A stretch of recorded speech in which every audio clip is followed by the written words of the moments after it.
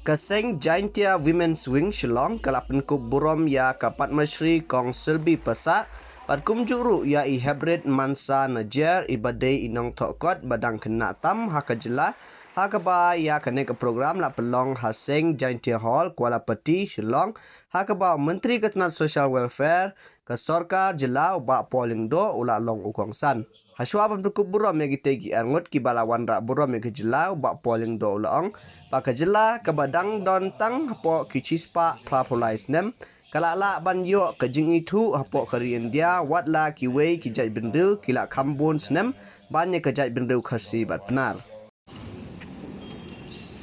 2024 who received this award of February 2024 Adeline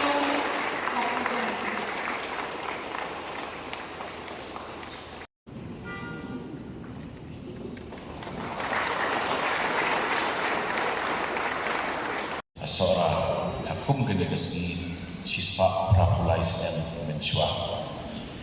Bakla dasyim sispa prapulais nem kemun ngidang tuna ya R century. Nyimpak dan wat tang R century ke exposure dari syar modern education.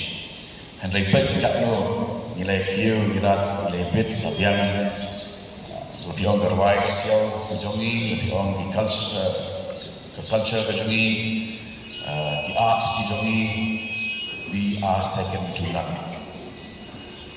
Nyelakha ekibriu kejongi ban occupy ya composed jong chief election commission jong dari India chairperson jong dari UPSC ban yakuni post president jong dari India lalu di ambassador myself ya dari India Shabab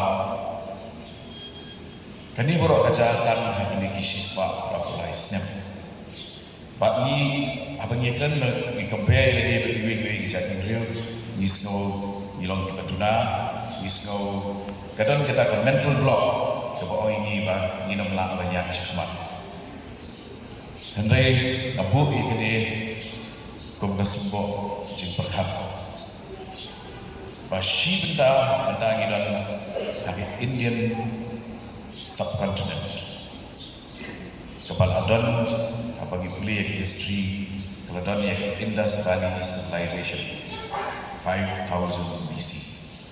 Kabuat bagi yang kusum yang dalam bagi jatuh riu kibala adon yang civilization lagajok san hajasnem Hashwa John Gajikwan Jesus Christ.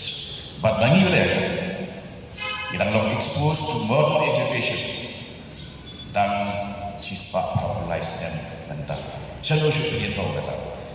Henry Hapadeng kata, yang lakukan saya kunjung sendiri, yang lakukan saya kunjung Pak JM Indo.